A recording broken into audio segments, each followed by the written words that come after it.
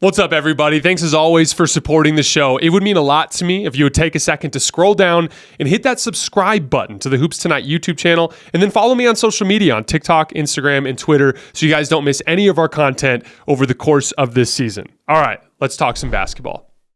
I saw so much of what I liked about both teams in this matchup, right? Like I said in our series preview, the Knicks are the tougher, more physical team that has better basketball character, right? They get 23 offensive rebounds, and they dominate the fast break point advantage 27-11. What I say about the Sixers, they are the more talented team, especially when it comes to offensive skill. Well, the Sixers in this game had a 99 offensive rating in the half court, and the Knicks had just a 77 offensive rating in the half court. So that's right.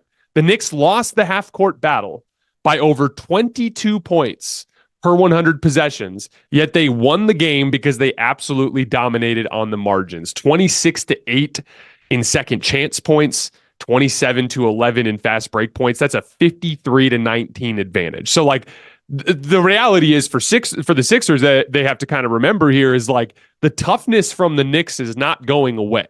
It's their basketball identity. It's who they are. So if the Sixers want to have a chance to win the series, they absolutely have to hold up better on the glass and in transition. Better box outs, better efforts for contested rebounds, sprinting back in transition. Now, one thing I'll say for the Sixers, I did think they got a little shook up by the Embiid injury there in that late first half situation, and obviously it was a deluge of a run from the New York Knicks there, but they had a similar kind of issue there in the fourth quarter where they were getting pushed around, so that's something that they're going to have to deal with. But despite all of that, the Sixers did have a fourth quarter lead. It was the game plan that burned them. We talked about in our series preview that I thought the Sixers had to kind of close out short on Josh Hart to try to shrink the floor on Jalen Brunson and try to make things tougher on him. And, Josh Hart this season shot just 32.8% on catch and shoot jumpers, but he made 4 of them in this game, including a couple of massive ones late in the game. And so some of that is like, you just got to tip the cap because as part of the game plan, if you start chasing Josh Hart off the 3-point line, that's just going to make things easier for Jalen Brunson. You have to kind of hope that over the course of the series that works in your favor. I thought the Sixers generally did a good job on Jalen Brunson. I was initially kind of annoyed at how often they were giving up switches. So like we talked about this in our series preview, but like what the Knicks will do is they'll run a guard screen at the beginning of the possession to get the matchup they like with Jalen Brunson.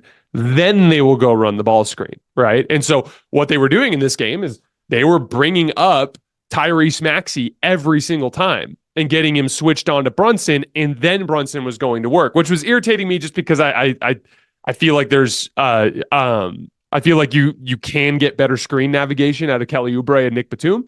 And I felt like it was just too much of the game plan to concede those switches. But then Tyrese Maxey just did a really good job. I think he blocked Jalen Brunson from behind with back pressure at least 2 or 3 times. Like, did a good job. And they shrunk the floor. Embiid, when he was on the floor, did an amazing job protecting the rim. It was a very good defensive effort from Philly in the half court. It was on the margins where they lost this game. But easily the biggest story of this game, in my opinion, was Mitchell Robinson and Deuce McBride. So one of the things we talked about in the series preview was Deuce McBride being more capable of hanging with Tyrese Maxey in terms of his quickness. And I showed you guys some clips in the film session, if you guys remember. But I also talked about how Deuce McBride actually has like a little bit more offensive pop than what he gets credit for. He's one of those like classic guards who like wasn't viewed as an NBA level kind of initiator, but was viewed as an NBA level defender. And so his role in the NBA was kind of like defensive focused, but he is a guard that has a lot of experience doing work off the bounce. And he has some of that in his game. And a little by a little over the course of the last couple of years, you just see like on any given night, you just see a little bit more of Deuce and a little bit more of what he can do offensively, especially after they traded away everybody in the OG Anunoby deal, right? Like that just kind of put them in a situation where Deuce had to be more aggressive offensively, and he's taking advantage of that. He had some big shots in this one, including that big pull-up 3 at the middle of at the top of the key there in that fourth quarter run. And you saw it in the minutes. Deuce played more than Dante DiVincenzo. That clearly is the direction that they're looking to go. I also thought he did a good job flattening out Tyrese Maxey drives. Talked a lot about Tyrese Maxey dribble penetration in the series preview. It's one of the biggest factors for how I think Philly can keep New York in rotation when they get into the half court. And you saw that, like, especially in that third quarter run. My God, Tyrese Maxey was just dusting everybody off the dribble and getting into the lane. But again, when you flatten out the drive a little bit, just imagine like this: instead of a straight line drive, a little bit more of a banana route to get to where you're going. That buys time for your back line to actually recover and to get into position defensively. And I thought, honestly, like, it's going to be one of those things where I think over the course of the series, we're going to see a lot more of Deuce McBride, either in the starting lineup or just playing more minutes and certainly closing the game. As far as Mitchell Robinson goes, I thought he was a revelation. I want to shout out Joel Embiid. I thought he dominated this basketball game for the most part. And like you saw it from the opening tip, he was being physically aggressive. Like, he made some jump shots, but like, he was looking to play bully ball towards the rim, which is something we've all been begging for with Embiid for a really long time, right? Getting where he wanted to go, having a lot of success. In that fourth quarter run in particular, you saw the advantage that Mitchell Robinson brings in terms of his size. So one of the things that I noticed, and I'll kind of share this as an example just with my experience playing. So like when I'm looking across the way at a defender, and I know that I can get a shot over him whenever I want, there's a very comfortable feeling I have where I know that like I can at any moment, even if I make a move and I get cut off, I can get to this pull-up jump shot or this step-back jump shot or this whatever off-the-dribble jump shot to get a decent look over the top.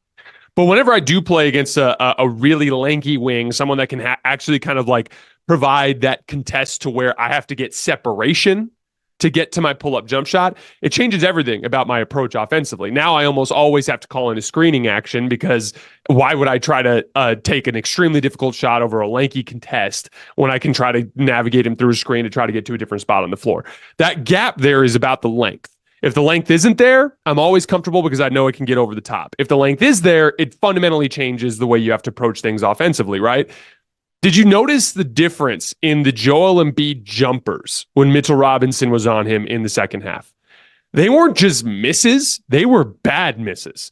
Mitchell Robinson's contest was damn near at Embiid's release point, significantly bothering him, and he was missing him like way short, barely grazing the front of the rim on some of these. Why does that matter? Because when Embiid is in those, like when he's catching at the top of the key in the pick and pop, or when he's working in that, 18-foot area off of the short roll, and he's catching and he's jab stepping, typically what happens, the dynamic that he runs into with other defenders around the league, is the guy either is too far off, and Embiid can just easily jab step to gain his rhythm and rise up over the top and knock down that shot at a high percentage, or the guy has to pressure, because he doesn't have the length to bother the shot, so he has to bother the shooting pocket. That's when they get into issues committing fouls, right?